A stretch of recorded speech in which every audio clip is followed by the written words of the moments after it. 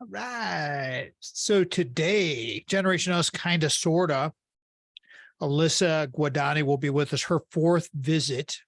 Alyssa's just awesome. Love her. She's like maybe one of the closest surrogate daughters that we have in our family. And so she is a doctoral student, second year, starting her third year here pretty quick in University of Georgia, doctoral student. So super, super smart, getting ready to join me here. I don't see her face, but I will in a second. So we're going to talk about that path. And Alyssa's kind of a veteran of this whole thing. So she actually came up with a thought on the book, The Four Agreements. And I loved that so much. And I just did a book review on our seven books, inspirational books, talking to my screen right now, Alyssa. So just thanks for joining me. Nice to see you. Can you hear me? I can't hear you. So, but we're in pre-show right now, so it doesn't matter. It's cool. Just see where your settings are. And I can see your face, but I can't hear you. So we'll wait here. But the Four Agreements, I'm going to come up with some stuff to talk and weave into her journey into the next layer of higher ed. And for any of you parents out there or you students that are thinking about doing the same kind of route, this is something you're going to want to pay attention to. And I'm going to let Alyssa kind of play with her computer while she's doing her thing, and I'll just keep talking. Last week, Mike Shingles was here, Dr. Mike Shingles, my orthopedic surgeon. We talked about knee issues, and I put together a whole bunch of video because of my knee issues with my arthritis. It's just way better, and it's getting better, and I'm avoiding having knee replacement for as long as possible. And so get a chance to check that one out. There's going to be, I don't know, 4 minutes worth of exercise video that I cut and edited up. And then things that are working for me personally that I'm doing a lot and almost every day. So we're going to go with that and see what happens. Check your settings there, Alyssa, on your. Can you hear me now? I sure can. You can? Yeah. Yes. Okay. I didn't do anything. Okay. My computer just takes a minute to warm up. Good. How are you? I'm good. So you heard what I was talking about? Yeah. Prepping. So the way it's working now with the video is I'll cut this all up into little pieces, but this intro section is just kind of like just extra stuff for people to watch from behind the scenes. So how do you like our idea about weaving in the Four Agreements into our conversation about your journey into higher ed? We can call it higher, double. You're like a double agent. Yeah. Okay. You feeling good? Yeah. Let me get this minimized. I'm going to move you over here. I like your background. Thank you. Appreciate that. Yeah. All right. So I got to go here. All this good tech stuff. Okay. Your fourth visit. Is it my fourth? Wow. Yes. So great. All right. We don't need to prep because, we talk like almost every day. So it's like, let's just rock with this thing. We'll get going here and shake and bake. Feeling good? Yeah. Good. All right. Let's do it. I got to move this a little bit. Here we go.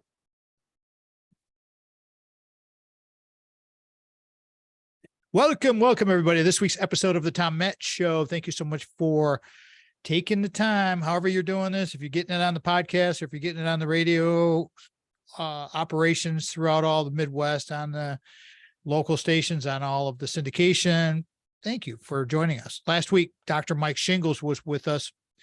That's a really good one. And if you didn't watch our video on the little pre-show thing talk that I had, talked about what Mike and I did, and the video that I'm cutting up and putting together for all of you to learn from my own personal experience with knee issues and arthritis and Mikey's advice and all of these treatments that are going on. So that was a really good episode. Plus the video content that's coming along with it is going to be superb. So please check that one out. It'll be on go to the website, TomMassShow.com, and you can find all of that. Today, Alyssa's back. Alyssa Guadagni. I finally learned how to pronounce her name I don't know, it only took me like 3 years. But Alyssa's been with us. This is her 4th visit, as I said, and she is like our closest surrogate daughter of all of the students that we worked with and work with. She is absolutely probably the top. She's very much at the top. We talk to her the most.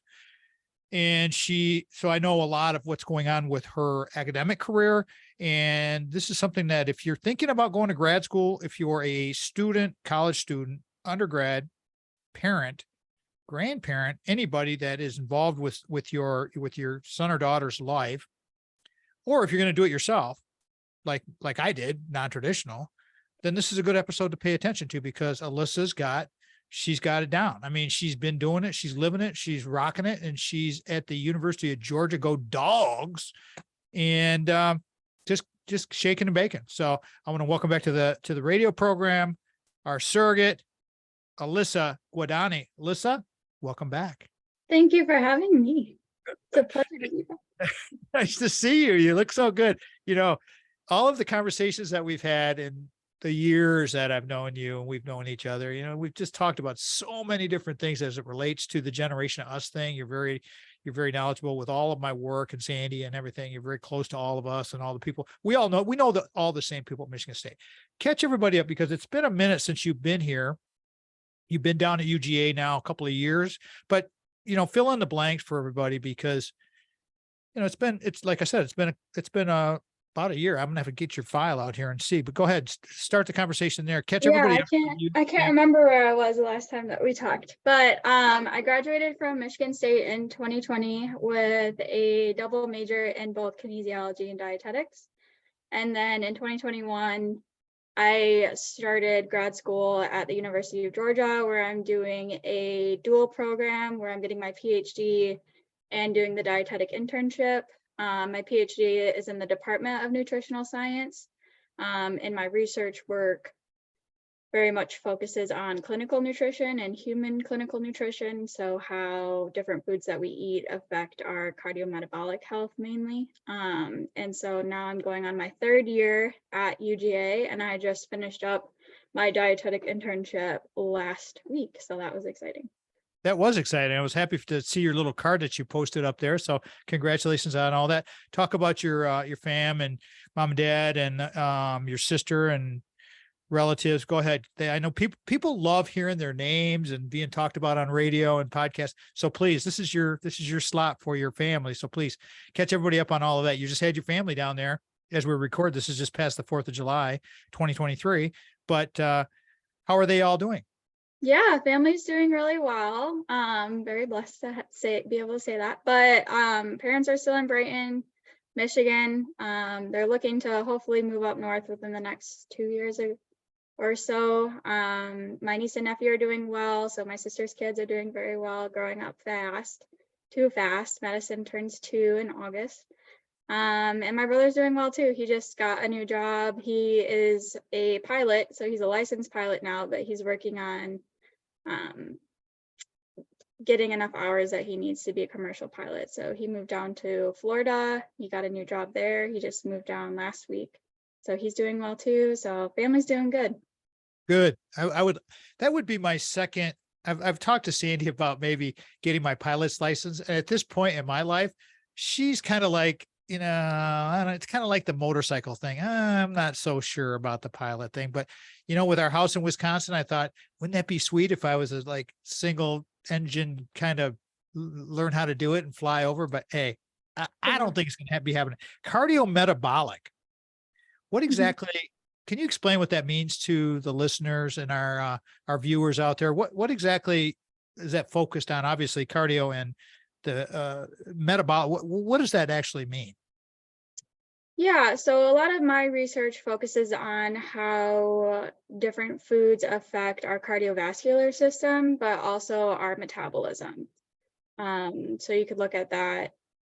That's a very big umbrella term, metabolism, but we look at coagulation potential, antioxidant capacity, thermogenesis, so how you're actually burning the calories that you're eating. So we look at a lot of things, body weight changes, body composition changes with food, anything that we can test, we test. So in a previous episode, in your very first episode, you were very, very open, and I'm very grateful to you for being so open with your own personal journey, with your eating disorders and your issues with mental health and all of these types of things. I mean, just like I've been very, very open about all those kinds of things. But did your own personal experience, and I'm just kind of building a foundation here for other students that are out there, perhaps, or parents, but your journey with your learning about your own dietary problems, issues, eating disorder that you had, did that feed a lot into what you want to do here? Because, you're in a huge program. How much did that feed into is what I'm trying to say. Yeah, to where I am now. Yeah. I think a good deal. For a long time, especially in undergrad, I wasn't quite ready to talk about it. And for that reason, I stayed away from dietetics because it was a little bit triggering at times, because when you go through that, I still to this day, I know the calories, macros to just about any food out there. That information is just forever in my brain. And so, but with my care team, when I was going through my eating disorder, the dietitian was the only one that I really trusted on my care team. And she taught me a lot, and I very much felt that she was in my corner. So when I started volunteering with Spartan's Fuel for the Michigan State Performance Nutrition program, I immediately fell in love, and I realized that it kind of tied in life's purpose, almost like you go through that struggle so that you can help other people. So that is very much where my passion comes from, and I do feel very passionate about nutritional sciences, because for me, especially just learning more about nutrition and how your body utilizes energy and how it needs energy really helped me get through my eating disorder. And so I just think it's very valuable information that I feel is my duty to try and transmit to other people. Your calling. You just described your calling. Alyssa Guadagni is our guest today, everybody. Calling, it's a Generation Us episode, of course, another one of our college students, but she's different because she's just going into her third year of her PhD program here at the University of Georgia. Big time program. And we're going to bake in the 4 agreements. Alyssa, we got about a minute to go before we go to break here. Set up the 4 agreements real quick, and then we'll go to break, and we'll come back and we'll jump right into it. Please go right ahead. Yeah, so in short, at least to me, my translation of them is to be true to your word, to not make assumptions, to not take things personally, and to try your best. Okay, so we're going to leave it there, because if you haven't heard of this book, you can find a video that I did on Don Miguel Ruiz's his book will be in part of mine, because I had 7 books that I just recommended, and a video that I just finished. Check that out and see, because it's controversial, as I'll say in my video, but it's enlightening and or controversial, but it's a great read. Alyssa Guadagni is our guest. I'm Tom Matt. Generation Us, the 4 agreements. Stick around. If you're a college student, parent, grandparent, you definitely want to check this out. This young woman has all kinds of knowledge for us. We'll be right back. Save. Excellent. See? I really like your background. That's nifty. Yeah, you like that? Yeah. That's the Zoom. That's a It Zoom. works really good. As long as I don't, thank you. As long as I don't move around and I have my lighting right, then the image comes out pretty good. And the camera that I'm using for the video is pretty solid. So pretty happy with that. So yeah, I can't figure out that. Let me see here. Okay. Got to read here, and then we'll jump back into it. We'll start right at the top with well, there's one question I wanted to ask you when we get back, and it will be on how many other students do you think are out there that are potentially just a guesstimate on the eating disorders and the In mental. nutritional sciences, I'd say a lot. Okay, well, hold that thought because I'm going to Yeah. ask you that question, and the mental health issues too, because they go hand in hand as far as I'm concerned. It is So a mental health disorder. yeah, okay, so it is. All right, so let's jump back into that because that's part of, I think, navigating all the way through the higher ed thing, but I don't want to burn up our material right here. So here we go. Second segment of the Tom Met Show is sponsored by our pal, the man who holds all of our retirement zone savings, Craig Stiles, Ameriprise financial advisor par excellence. He can help you plan for the life you want today and well into the future with the right financial advisor. Your life can be brilliant. Please call Craig 1-800-528-1355. Local numbers 517-483-4853. Craig.stiles@ampf.com is his email.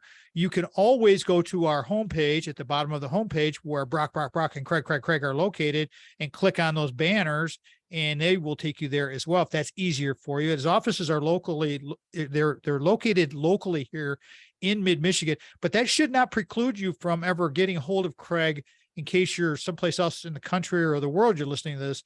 They can connect you with the right people that are closest to you and give you a strong recommendation. So please check that out. Remember, Craig is the guy. And again, full disclosure, Sandy and I have all of our retirement zone savings with Craig. And I'm glad we do because I got too many other things to think about. We got to do this, we got to do that. As far as the money thing goes, no, I don't want to deal with it. I just need somebody that I can trust to take care of that. He's the guy. You want to go to him. He will help you out. Here are some of the stations in and out of the network have carried us in the past, perhaps will carry us in the future. I like to just say them because I'm so grateful to anyone who's carried us on broadcast radio, starting with WGHN 92.1 FM in Grand Haven, Michigan. WGM 1240 AM Lansing is our flagship of the Michigan Talk Network. WGRW 1340 AM in Grand Rapids carried us for a long time. WKLQ 1490 Muskegon Whitehall. WYPV FM 94.5 up in Mackinac City. And of course, we have WKAR 102.3 FM and AM 870 News Talk in East Lansing at Michigan State University. Again, thanking Craig Stiles for having the courage to create Decideri Analytics, which is his proprietary algorithm that can help make decisions for you where we are making light of weighted decisions. And lastly, I want to say thank you to Steve and Ivy Gruber for having the confidence in us in our programming and us in general to put us on the Michigan Talk Network. Very, very, very grateful to anyone who wants to carry us on broadcast radio. That's been the dream. And we've been doing it now for quite a while. All right, back to our show today. Generation Us, the 4 agreements with our surrogate daughter. One of them, probably the lead daughter of the whole pack, Alyssa Guadagni. Alyssa, I didn't bother your parents when we say that stuff, do they? How do they feel about you being adopted, surrogate adoption? Oh, they appreciate it. I don't know. I just had to ask you that. All right, let's jump back into when we were talking about, the journey into higher ed and your nutritional sciences background. And you've always been so cool about and open about your eating disorder and mental health issues and how these things go hand in hand. Before we jump into the 4 agreements, let's discuss your expertise, I guess you'd say, because you are a doctoral student in this and you've experienced this and you've lived with this. How many students do you think are out there that are suffering through this in their own way and perhaps will take some solace from hearing your story? How many are out there and how do we help them?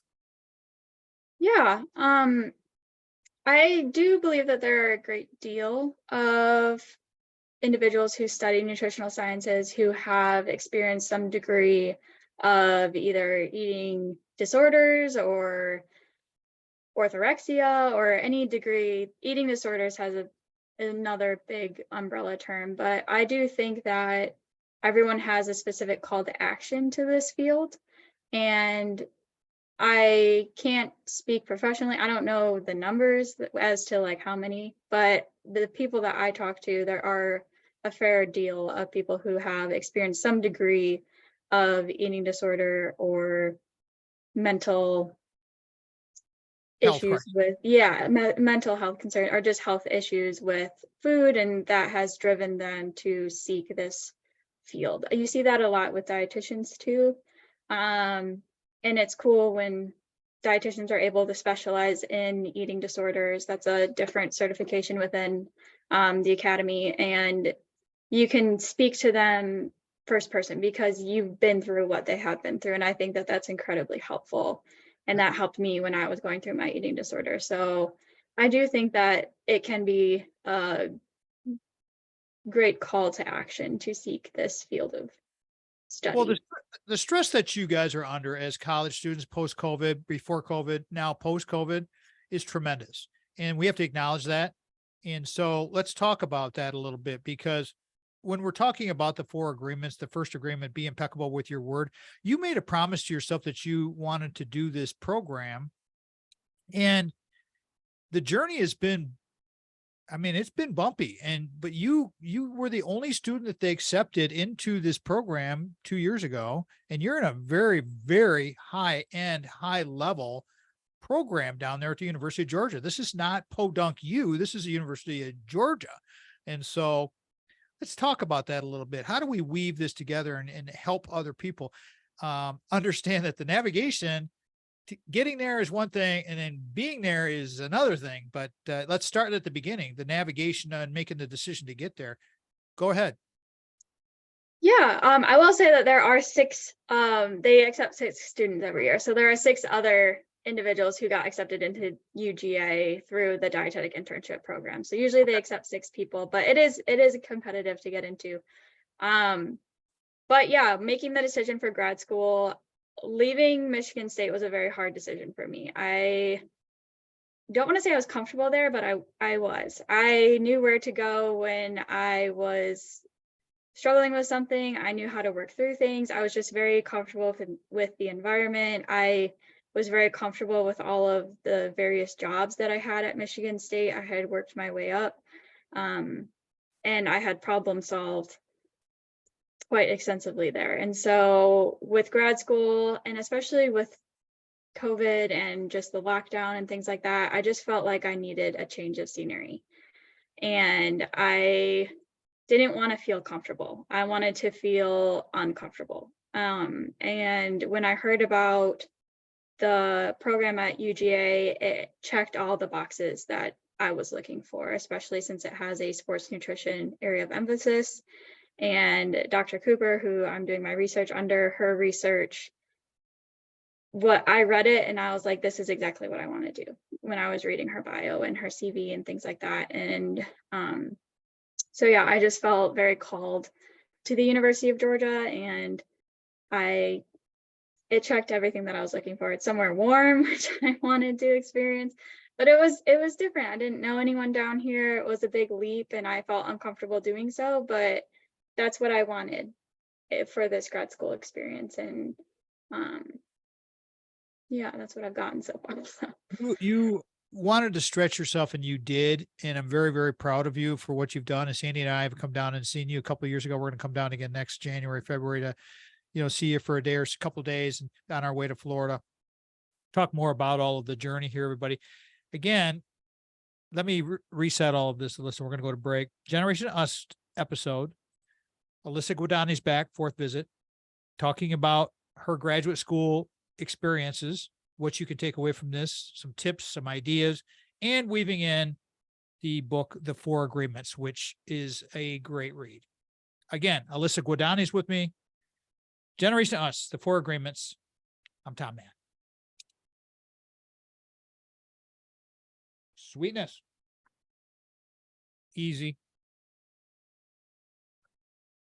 Here we go. Jumping right back into it.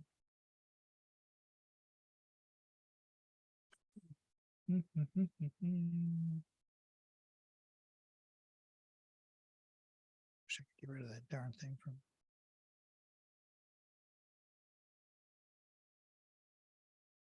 The easiest way to connect with us on the radio program, everybody, or through the video content that we're putting out there, is through the website, tommattshow.com. There's a contact box there. You can reach out there. If you need assistance with anything, our YouTube channels are there, both big buttons, all of the 10, 12 categories that we have.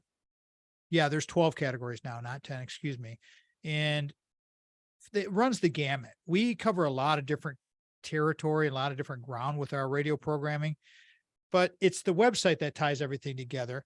Our mission is to build an engaged society and team, and we're doing that through our radio programming and our video content and our books and all of our speaking and all of those types of things. We want to connect with all of you. So whatever social media is your thing, and we are on TikTok now, which you can get to through the website. I never thought I'd ever say that. I never thought I'd ever say that because I was trying to avoid, but the thing is we need more eyeballs on our content and our messaging. And so it's like, and now that I've done it for a little while, not very long, it's actually a very, very cool platform. It's not YouTube, but we're doing them all. And so we're big on Facebook, Instagram, not so much on Twitter, on Threads now, just got on Threads as well. So we're just trying to stay on top of all these things. We have the 3 C's of community, collaboration, cooperation. Mark those down. That's why we do what we do. And that's where we want to help you guys. We want to build that engaged society. All right. The refirement zone, the RFZ, the hashtag dad talk, the Papa Tom stuff, all of that stuff. It's all there. Please just go to the website and you can stay in touch with us with smaller pieces of our content and all of the podcasts as well.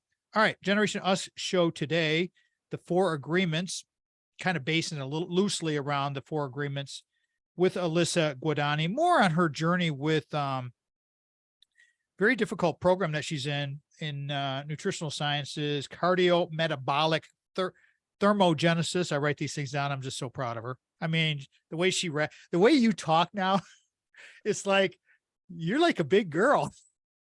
You talk like a doctor. Brian, we're getting there. You're getting there. We'll have All to right. talk after I take my comprehensive exams, and then I might be, You're hopefully I'll be even better at this point. Stop. Okay. You're going to be great. It's going to be fine. All right. So let's continue the conversation. So now you talked in the previous segment a little bit about making the decision to go to UGA, the weather, the breaking away from Michigan State, which I know you were comfortable at Michigan State. I'm comfortable at Michigan State. I'm never leaving Michigan State. I'm refired. I got to make sure I say retired / refired, because anyways, I had a story I could share with you guys off here, but I said refire to a person that I ran into, Sadie and I ran into, Liz, and I said, yeah, I'm refired. And she just about fainted. And I'm like, no. I didn't get fired. Yeah, I was gonna say. Yeah. It was one of those. So you make this decision. You knew you were getting into the big ship. You're stepping in some big shoes here. So what's it been like for you? And you're being impeccable with your word, as we're talking about the 4 agreements. You wanted to do this, but here's the thing. What about it? I mean, how's it going? Talk to everybody, be straight up. You're in your second, going to start your 3rd year here. Give them the straight story. Yeah. So I knew what I was getting into was going to be incredibly hard. And I knew that it was going to be a level that I had never experienced before. I had some people at Michigan State tell me, oh, grad school is going to be a breeze for you, and it's going to be like, you're going to do so well, and things like that. And that was nice, but I never really so much took that to heart. I knew it was going to be hard. I knew it was going to be a challenge, but I didn't know what it was going to feel like. And so when I got here, I was a little bit naive, and I'm excited. And I remember walking up the hill to get to Dawson Hall. It's going to be a great week. And I get there, and it was a horrible week. And I just got hit by a truck. And then, of course, over the weekend, I'm like, okay, I got a plan. I adjusted my schedule. I time blocked differently. I walked up the hill. It's going to be another great week. Or even worse week than the last week. It took me about a month to figure out that it's just going to be, All right, just gonna be what it is. let me hold you up right here now, because Yeah. now we can jump right into the second agreement. Because we're getting a straight story here, you guys. This is why I love having Alyssa on, because she's just a straight shooter. I mean, she brings it every single time. The second agreement, don't take anything personally. So you're just about, and she did not literally get run over by a truck. She got academically run over by a truck. Okay, so let's make that clear right now. She's doing Mhm. fine. She's still going to the gym, doing her thing. Okay, so you got 2 weeks now, and it's sucking. It's not. And I got to go back in a minute. I'm going to go back to it's never a breeze when you that statement you said. But we'll talk about that in a second here. But please don't take anything personally. Okay, perfect jumping off spot here. What happened in the third week, fourth week, fifth week? What the first Yeah. the first year? So it was just a big acclimation is essentially what happened. But it was hard. Every day was a challenge, especially me jumping into the field of nutritional sciences. In undergrad, Background, which you already have a yeah, background. Yeah. my background was in exercise physiology. So any paper or anything like that, any research that I had been exposed to in the past has been very much kinesiology based or exercise physiology based. On a I read physical. I read Dr. Cooper's CV and things like that, the papers that she was posting, but I didn't have a lot of background in nutritional sciences before I came here. And so that was my first rude awakening upon coming to UGA, because I had to design a study my first year and I had to become a registered phlebotomist within the first 3 months that I was here. I had no background experience in any of those things, hadn't ever designed a clinical trial, nor really been a part of a human nutrition clinical trial. So those two things were incredibly hard for me, especially when I was expected to be able to design and communicate about very intricate parts of studies that I had been reading. I didn't know what to look for when I first got down here as far as study design and what I needed to be paying attention to when you're reading a paper, what were the most pertinent parts of the paper that I needed to focus on and communicate to, because I was just taking it all in. And so I would take in the whole paper and I would get overwhelmed by that. And so it was a very big learning curve the first year that I was down here. Now let's make sure, and just to be clear, talk about your dyslexia too, because you are dyslexic, and so you're doing all of this reading and all of it. So you're navigating some very choppy waters here with the dyslexia and this whole new program. Yeah, that's another challenge that I've had down here as well. In undergrad, it was a little bit different. I In what knew way? how to study. I was the content is a little bit differently. In undergrad, you're preparing for an exam. And I knew how to study. I knew how to look through PowerPoints and things like that. Like I knew how to prepare for an exam. But when you're in graduate school, you're preparing for a meeting that you're leading. You're preparing for a presentation that you're giving to your PI, and they're going to ask you, you don't know what they're going to ask you. There's no preface. It's almost you just need to know what you need to know. And that comes with time too. Like the more exposure that you get doing it, you'll start to pick up on what is pertinent to them and what questions that they'll continue to ask you and what you need to include when you're giving a presentation. But it's different when you're designing a study or a clinical trial, and you can't take in all the information. You have to learn how to summarize. And that has been my crutch since I have gotten here. And I'm continuing to work on it every week. And it got to the point last semester where I bought an iPad and I started to read a research article every week and summarize that research article in about 2 sentences, because I had a really hard time summarizing research articles and keeping them in my brain with my dyslexia. And Okay. so it's just repetition. Let's jump off here, because we're going to go to break here. Alyssa Guadagni is with us, Generation Us, the 4 agreements, her journey into graduate school, high program, excellent tips, excellent advice. She's got it all. She's been through all of this, the undergrad journey, the eating disorder journey, the dyslexia. You see why she's such a great guest. You see why she's such a good source of information for us. That's why she's on the show. You know, we're just trying to do the best we can for you. Alyssa Guadagni, I'm Tom Mann. Good job. Thanks. Crushed it. Let's roll. All right.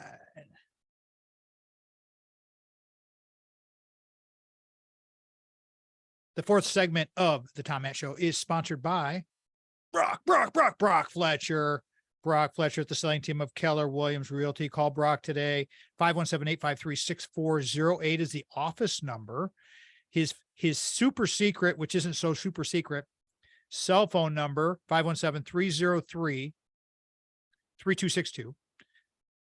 Go to kwsellingteam.com. Go to our website, tommattshow.com. You can find him in like multiple different places and just find him everywhere. Brock is the man. I got some new notes here. You call the one agent. And the thing is you've got to trust this agent in this very competitive market, everybody, in real estate. And again, full disclosure, Mike Dedman was our buyer's agent for Little House Lansing, where we're recording this episode with Alyssa today. They helped us, Brock himself helped us sell Big Household, which was, that was our forever home. And as Dave Ramsey has said on his show that I've heard him say, you may have 2 or 3 forever homes. We've had one and had no idea that was going to happen.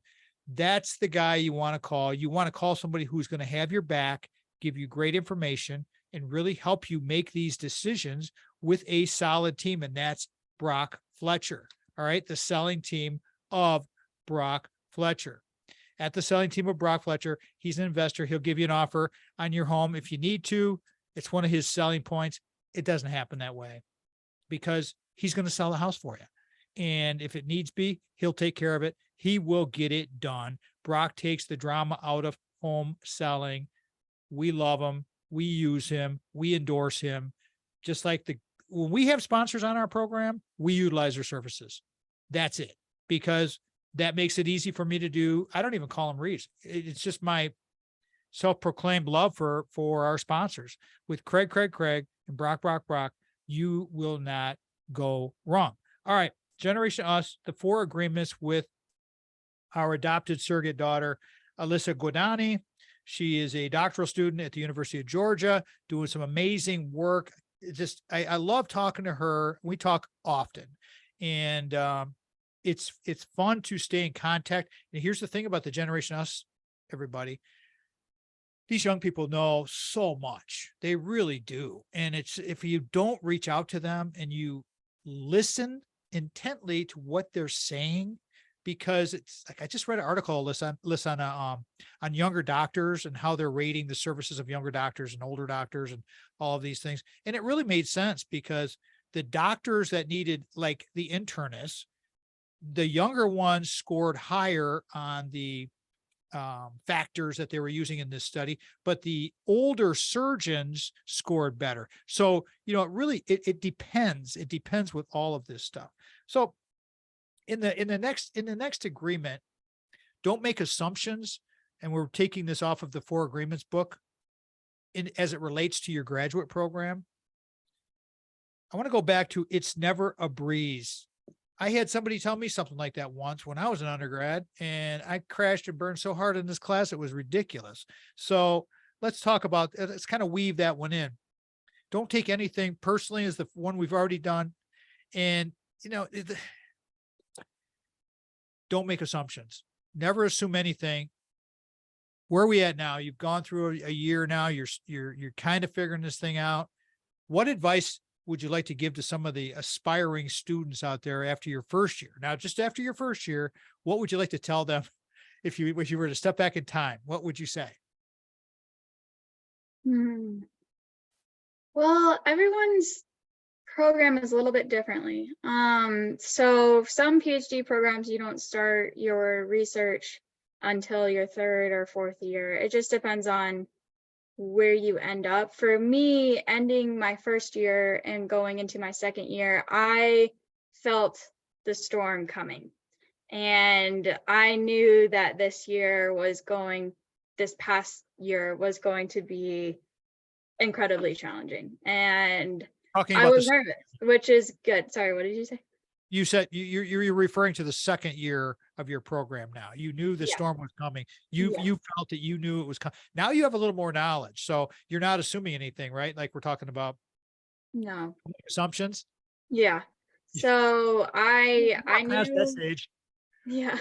I knew that my second year was going to be incredibly challenging, more challenging than my first year. My first year was a lot of acclimation, but you're still, at least with my lab, I don't want to say I got a pass, but it was okay for me to not know all the answers right away because I was new and things like that. But your second year, you're not new anymore. So you need to know the ins and outs of the lab and what you do and the research that you're doing. And so, especially this year for me, I had my biggest thing was finishing up the clinical trial that I had started my first year, and also writing my dissertation and giving my proposal to my committee. And my dissertation ended up being 112 pages. I had to design my dissertation study, which will be starting this upcoming August. I had to get that through the IRB. That was a multi-step, multi-week process where I was working over 80 hours a week during spring break, just trying to get all the documents into the IRB at UGA so that we could be set and ready to go by the time I get back from my internship this fall to start the study. And then I had to it's a 30-minute presentation that you give just to your committee members, and then they ask you questions, anything that they feel like, for about 2 hours, and you get grilled a little bit, and at the end of the conversation, you leave the room and they decide if you passed or failed, if you can continue with your dissertation work, or if you need modification, or if they don't feel like it's a well-designed enough study. So that was the biggest thing for me this past 2 years. Well, that explains why you felt so much stress from spring on. You were under so much, and I'm telling you guys, we talked a lot. We started having conversations in January. Remember, we talked about the bubbles and the 3 bubbles, and we had that conversation way back, and just kind of helping you process this, because even though you're talking to people who really love you and want to help you succeed, you still got to do the work. I mean, right? You got to step up and do the work. So the takeaway I'm getting from you at this point of the journey, which we're not done yet, but is you got to be ready. I mean, you said you felt the storm coming. What are the Yeah. tips that you'd like to give to some of the students thinking about this? Because perhaps they just don't, I think a lot of times people just don't take this stuff serious enough. Yeah. So for me, a lot of what I had to do was delegate my time and my energy. So the past 6 months, in January to now, there was many days of the week where I didn't even make it to my bed at the end of the night because I fell asleep either studying at my desk, or I'd move to the floor to try and study because I was so sick of sitting in my chair that I'd fall asleep on the floor. I'd have to set timers at 3 a.m. just to get a document done to send to my advisor by 6 a.m. It was weekly deadlines every single week, and they were hard deadlines. It wasn't, you couldn't push it back or anything like that. And so it took just about everything I had.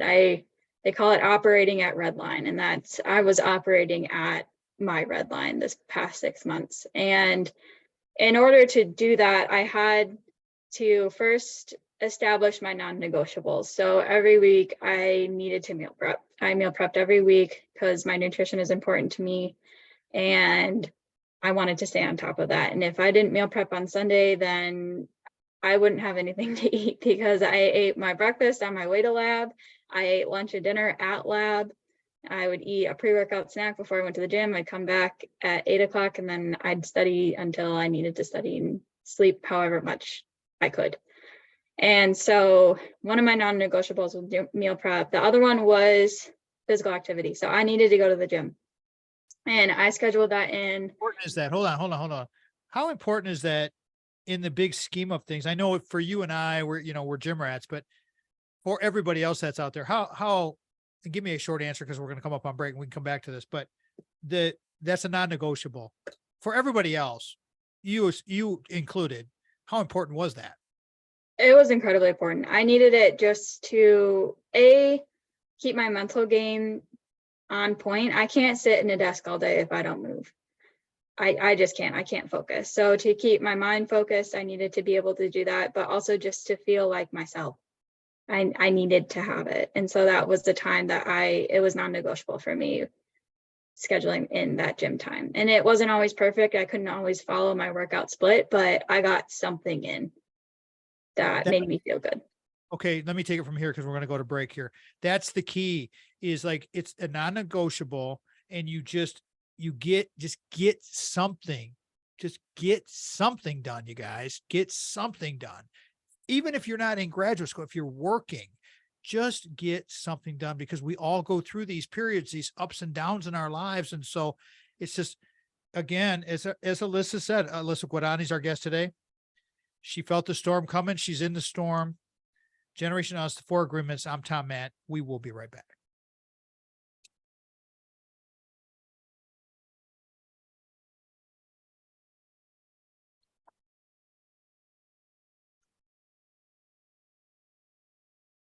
All right, let's jump into stop.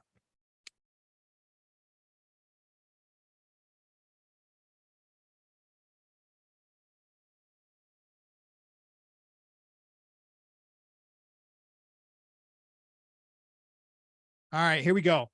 Fifth segment here. Typically, this would be our messages to our younger self with Alyssa Guadagni, our guest. But because Alyssa and I talked about some other things that I wanted to bring to the table, and she thought it was going to be kind of fun, we're going to go in a different direction. But before I do that, I want to remind everybody that we are out there actively seeking speaking engagements. If you want to send us a note on the website, tommattshow.com, send us into the contact box. We'll be happy to accommodate pro bono speaking engagements, which means that they're freebies for church groups, youth groups, whatever.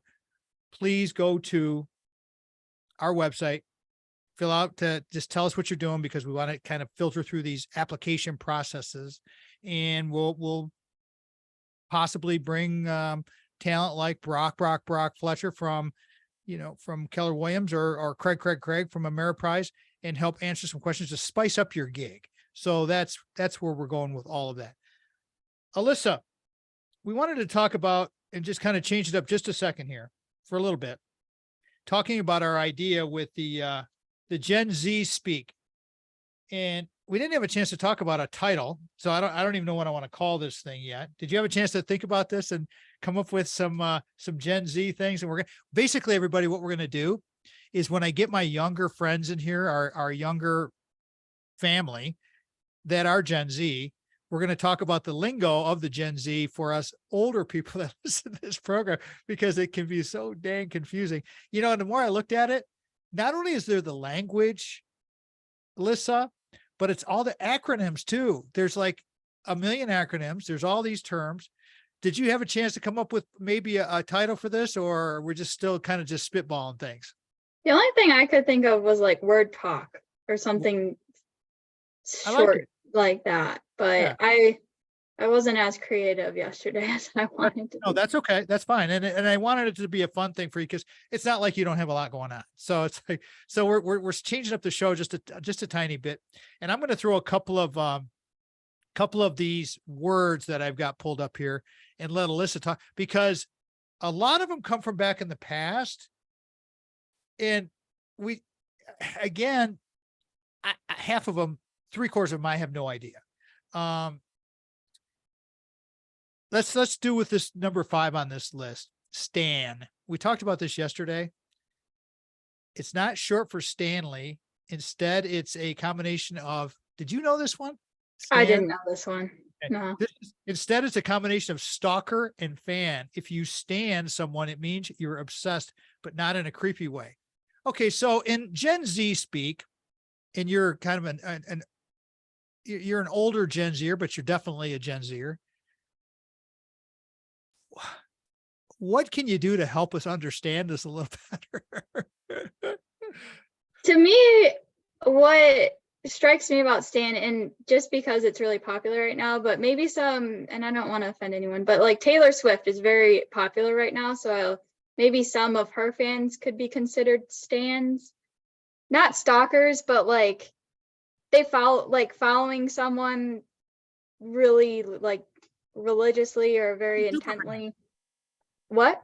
Like a super fan. Like Yeah, like super fans, or we talked about this the other day, but the Ungrateful Dead fan base is very loyal and very passionate about that band. So I think just having passion and loyalty to a artist or celebrity, okay. How about this one? Cap. it like no lie, like no cap. I'm not like playing with you or anything like that. Like I'm being serious. All right. So the definition that I have here, see, this is perfect. I love this. This is going to be, I'm going to cut all this out. So we're going to have it into our word talk or whatever the hell we're going to call this thing. An older, but still relevant term, cap means to lie. All right. So if you say no cap, it means you're being authentic or truthful. Is that, as we would say in boomer talk, solid? Yeah, I guess. Okay. How about high key? High key, it's that one is like you're like emphasizing something, so it's like high key, like it's great, like it's like an emphasis of what you're talking about. That, we're gonna have to turn this into Okay? sort of like a game show, because it's like ding, ding, ding. High key is simply the opposite of being low key. She hit it right on it. All right. How about this one? And I had to look this. This is what started me thinking about all this, everybody, was this word simp. And I'm like, and you see it everywhere now. And it's like, but I had no idea what the hell it meant. And so what is simp and what is simping? What does that mean?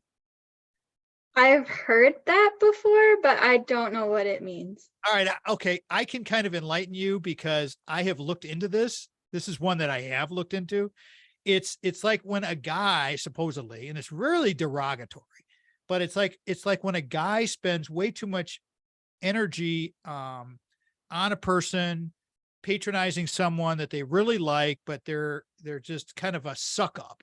And it's one of those kind of, so you're simping a girl, even though and it's supposedly a guy thing, I guess. I don't know. I'm just kind of like, I see it out there, but it seemed like really bad. So if you're simping someone, it's not good. And so that's, we'll leave it there. How about camp? Uh, is that another acronym? Nope. That's It's something not. that is ironically trendy, or one might consider, it says here, Crocs to be the camp aesthetic. Camp. Next one is snack. What is snack in Gen Z talk? Oh, she's not Is looking.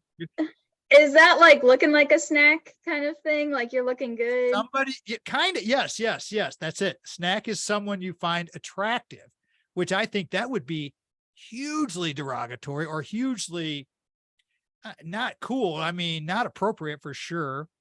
Hold on. Let me get another one here. We all know, here's one that we all know. I mean, this has been played out so much. Woke. Coming from your perspective as a Gen Zer, what's your perspective on the word woke? A good question.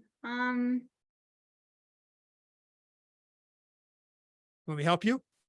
Yeah, I mean, I know what it is, but I think to each person it can It's a have a different context No, that's depending true. on No, the that's a good answer, because that's a really good answer, because it's like politically correct. You want to be Mhm. politically aware. And so I don't think it's good or bad. I just think it's kind of been played so hard that it's just like kind of getting a little bit old. Let me go to one. Let's do one more. How about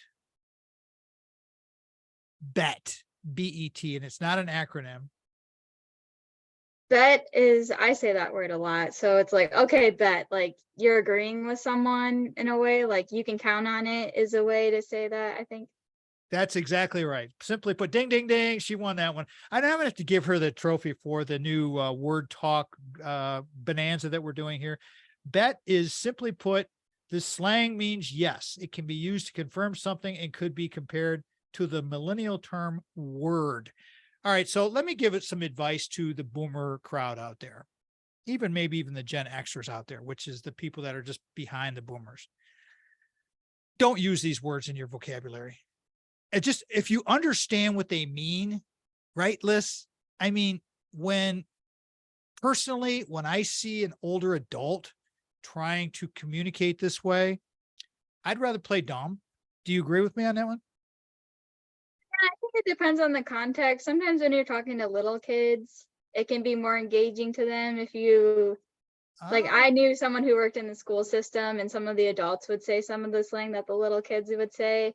It's none of it's inappropriate, but I think that kept them a little bit more engaged, but definitely know when and when not to use it. got it. Very, very. Now, see, that's such solid advice. That's greatness. Because yes, if you're in the right context, if you're dealing with younger and like my grandchildren who are very, very smart and they're very on top of things and they don't roll their eyes that much, but you can see that they're thinking about it. They're like, come on, Papa, let's move on. All right, let's go back to the show here. Thanks for doing the little game. We're going to start doing a little bit of this, you guys, just to try to help break through we want the communication to be better within the generations. That's what Generation Us is all about. All right, we got a couple minutes before we're going to close everything down. Generation Us, the 4 agreements. All right, the 4th agreement, always do your best. We can wrap the show with that one. Where are you at now? You're working hard. Give everybody the recap and then a takeaway. And I'm going to give you the sign when it's time to cut it off, but go right ahead.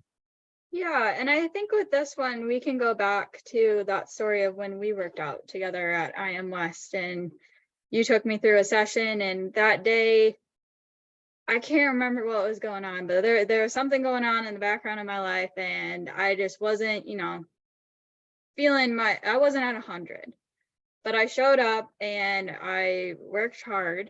And you asked me at the end, how do you feel like you did in that session? And I told you that I had 80%, but 80% was my best for that day. That was the maxes to what I could get. And I think accepting that you can't always to 100% every single day, you can't, especially with graduate school, you have to learn how to delegate. So I'll even admit this,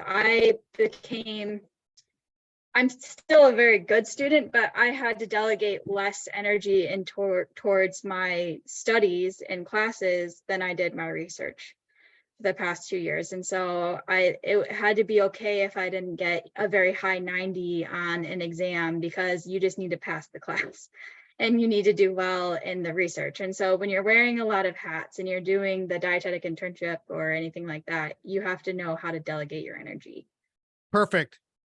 Always remember, before you can share love with others, you must love yourself first. Thank you so much for listening to the Tom Med Show. Alyssa Guadagni, Generation Us, the 4 agreements. Talk to you next weekend, everybody. Have a great week. Go out and ignite your life. Thank you to Sandy, Craig, Brock, Alyssa, and the man, Mitch Anderson. Tom Med Show's production of Boomers Rock Media. We want to bring your story to life. Thank you so much for joining us. We are out.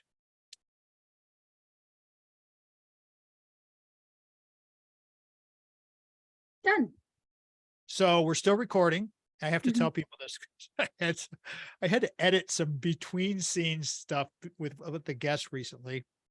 How do you feel about that? Because now this is the cool thing about still recording the video, is people can get the post-show content, and there's never enough time to do the whole thing justice. But your journey, and every time I talk to you on the phone the last few weeks, last month, you just sounded better, little by little by little. What would you like to leave the viewers with on a post-show kind of thing? Because you went through some tough shit, and I can say that off air because we're not recording radio now. And I want to be very, very clear that this young woman has put herself through the freaking ringer. And how you feeling right now? You feeling good? Yeah, I am. I'm feeling the best I have in years. That's great. I'm so So, happy. You can tell in your voice. I mean, you can tell every time as I said, every time I talk to you on the phone, I tell Sandy, God, she sounds great. Sandy will say, how's she doing? I'm like, she's doing great. I can tell by her voice. And you guys that are watching this, there was, and not too long ago, there were some tough times, right? I mean, Mhm. I don't know how much of that you want to share with people, but I'll just, share anything. I'm an open book. I don't. well, okay. So from the beginning, when we first got that phone call on that Saturday, when you first called me that Saturday, and that was probably in late spring, that 80-hour work week, that second year, you were frazzled. You were burnt to a crisp, Mhm. and you just needed some love, and you just needed to kind of regroup. Tell everybody kind of how you dealt with that. Yeah, and I think a big part, something that we didn't talk about in the show too, is while I was going through all those things, I also have a panic disorder that I have been diagnosed with. And so not only was I working the 80 hours a week and things like that, but I was managing having 6+ panic attacks a day while doing it, which was not easy. And that was taking a toll on my body. And I wasn't sure why they're happening. I've gone through ebbs and flows with my mental health, and I hit a trench for the past 6 months. And I wasn't surprised about it. I knew that when you're in that situation where you're pushing yourself to your limit, that will exacerbate whatever mental things that you have or anything that you experienced in the past, anything that you're hanging on to, that will exacerbate it. And so, and it did for me. And I was having panic attacks in class. I was having panic attacks just about anywhere I went, all day, every day. And that is incredibly draining. So it wasn't only the schedule that was draining me, but it was myself and my mental health that was the most contributing factor to that. And so when I called you, I was not only just tired and just went through a lot, but I also was at the peak of my panic and anxiety, and it had gotten out of control. And that was when you had told me just get better. And when you told me that, I had to reflect, and I was like, well, I don't know how to get better. And I've tried therapy, I've tried meditation, I've tried what else did I do? Exercise, I've tried my diet, I've tried anything that I could control under the sun. And none of it had worked. None of it had made my symptoms subside or made my panic go away. And then it eventually got to the point where I was like, okay, I have to try something that I've never done before. And that just has to be what my next move is. I can't keep on retrying and redoing, and you have to do something that you've never done before to get a result that you've never had.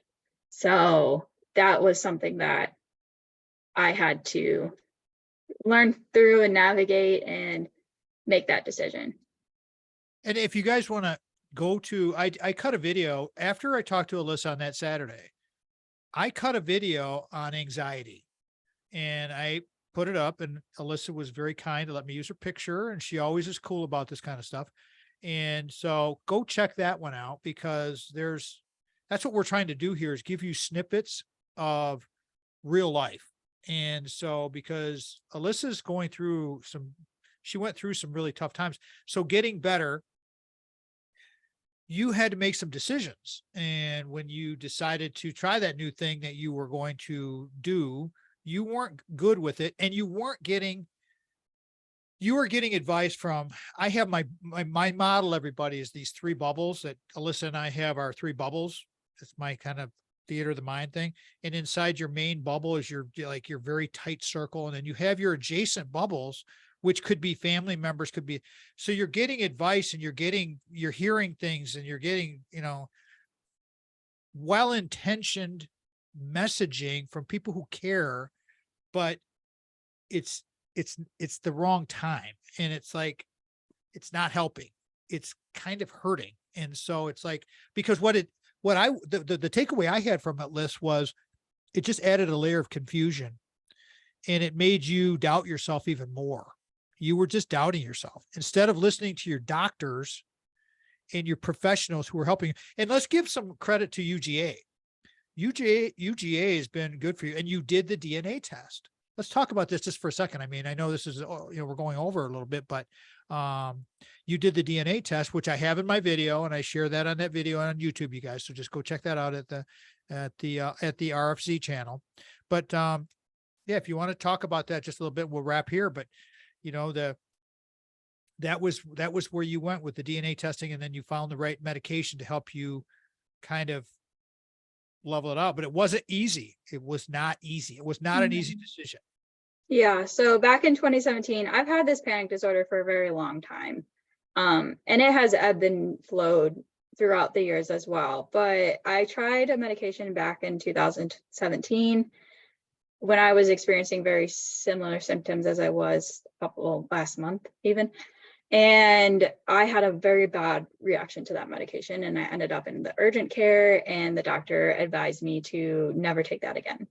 And so from that day on forward, I was terrified to go seek another route through medication. I thought that my only options were therapy and meditation and exercise and any other external controllable item that I could have done to help manage my anxiety. But it got to the point this past fall or spring where it was getting out of control again. And I was having a harder and harder time managing it. It was draining me. It was affecting my work. It was affecting my relationships with my friends. And it got to the point where I was talking to my roommate about it, and she told me, oh, I've done this gene test where you can see how any sort of gene drug interactions that you could have to various medications. And I had never heard about this. And that was a very big game changer to me, because a big part for me was I didn't trust taking medications because I thought what happened to me the first time was going to happen to me again. And so through talking with her, I went and I took the gene site test, and it actually turned out that there was really only one medication that was an option for me, that I had very little gene drug interactions with, that my body would metabolize normally. And so even the act of taking this medication, even with that information, I was very hesitant to do. And it's not because I didn't think that the medication was natural or anything like that. It was just because of my previous experience with medication and the bit that I'm a little bit of a hypochondriac. So if I see a label that says, warning, this could happen, I think that that's going to happen, like legitimately. And so I was genuinely terrified to start taking it again, just based off of those two things. And so when you told me just get better, it was that I had to face, where it was a feeling that I knew what I needed to do, but I was uncomfortable about it. And I knew I needed to try the medication again. I had done my research. I had done the gene test. I had looked into it. My doctors were advising me to do it. And so your just get better drove me to get to that point where it was like, okay, I'm starting slow. And so I started slow. I went at my own pace. And I was really uncomfortable for about a month taking it. And then I started feeling better.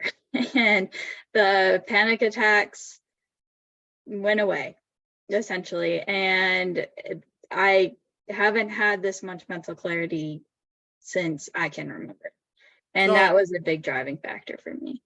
So I just made a note of just get better here. And it was just, I don't even remember saying that actually. I mean, this is just such the way we talk to each other.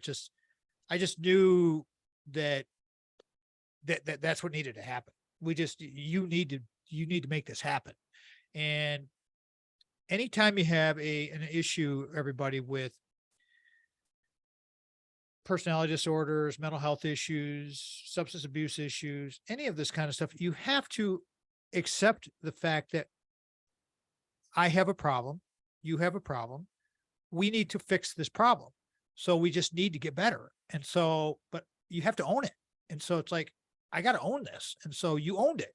And that's a great takeaway for everybody else that's out there, that just getting better it's a process. It takes time. It's just one of those things where you had done all your due diligence.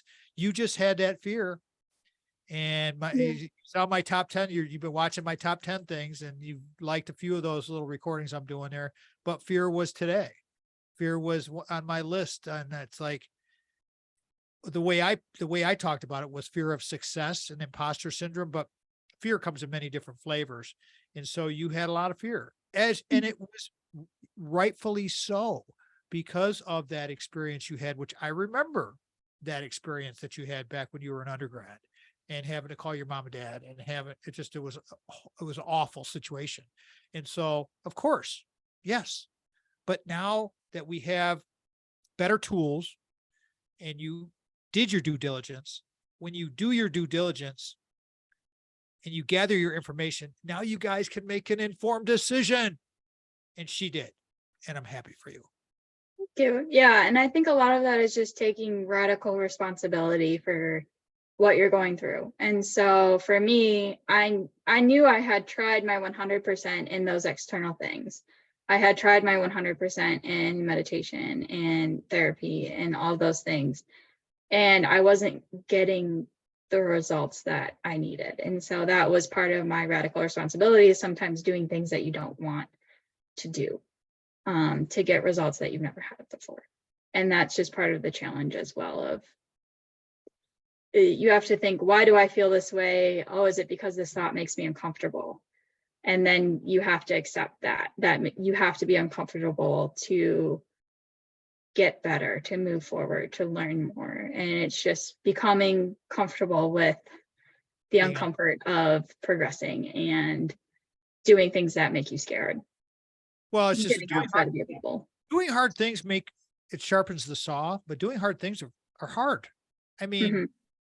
all of it. And it's like when you were telling me about the your hypochondria, reading the label, I'm thinking about my interview I just did with Mike Shingles about the knee thing, and it's on my mind. I mean, it's right. It's one of those things. It's starting to affect my quality of life, and so it's like I've got to get this fixed. And then when he said, it's a wonderful operation, we've come a long way with knee replacement, and this and that and the other. You're not ready for it, but for other people, he said, but there is a 1 in 10 chance that it's not going to work. And I'm like, well, I'll be the 1 in 10 guy, no doubt. Something will get, pardon my language, everybody, but something's going to get fucked up here, and my knee's going to be even worse than it was. And so luckily I just started to do, like you said, I took radical responsibility for my own well-being. And you know what, when you own it and you say, you know what, you're 25 pounds overweight, you got to quit doing this other bullshit. You got to start doing a little bit more at the gym, doing some other of these other things. You got to change it up when you own it. And as you said, I love that. And I wrote that down, radical responsibility and just getting better. It's working, and it's working. And every day it's a little, it's the thing about it's that incremental change, right? It's like little bits. And all of a sudden, like, you're having days that are good. And now I'm having weeks that are good right now. Yeah, exactly. I mean, we talked about that. Remember, we talked about how you could have, let's just put together a day, and then the day leads to a week. We had this conversation about 6 weeks ago, Mhm. and it's true with all of this stuff. So, hey, God bless you. You've done a great job, and I'm happy for you, thrilled, over the moon for you. So thank you for being on today. I got to do this production work and get this other stuff going. This is going to be a really good chunk of the show. I'll probably turn this into a whole video itself. It just feels so that this stuff is incredibly important to share with other people, parents, young people, older people, because everybody's going through shit.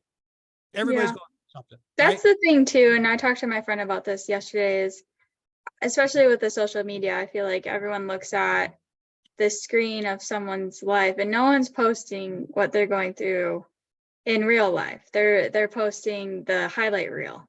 And I was just telling her yesterday, everyone's got their own bag that they carry, and it's heavy for everyone. And so you just have to keep that in mind, that no matter what someone's life may appear to be or may look like, at the end of the day, everyone's human and everyone has things and challenges and just stuff that's in their bag that they have to carry. And it's your responsibility to carry it and not necessarily put it on other people or anything like that. But everyone has to take responsibility of what they have, and hopefully give other people sympathy and practice understanding and practice not coming to sharp conclusions or making assumptions or taking things too personally, and just, Carry your stuff.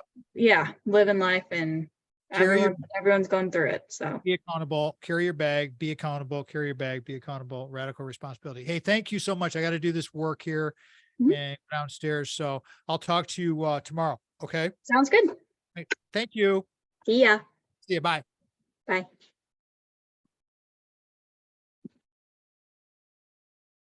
All right.